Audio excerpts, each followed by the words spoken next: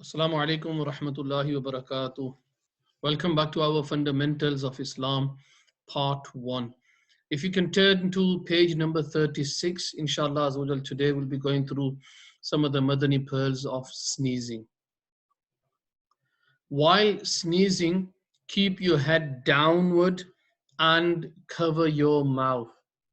Why voice should be quiet. So when you sneeze, put your head down, quieten your voice, don't sneeze too loud, and then cover your mouth. And the best part way to cover your mouth is if you sneeze into your elbow like this.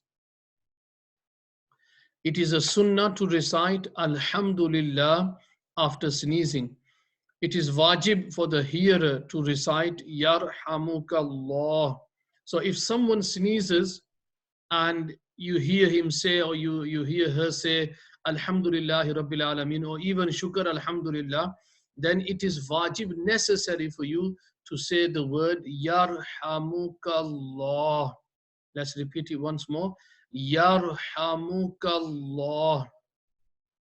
When the sneezing person listens to the reply of the hearer, he should recite Yaghfirullahu lana walakum.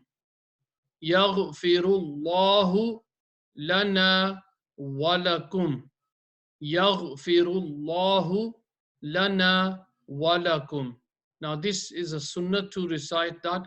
This is not wajib, but this Yarhamukallah will be wajib.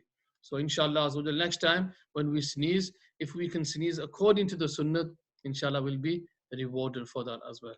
Assalamu alaikum wa rahmatullahi wa barakatuh.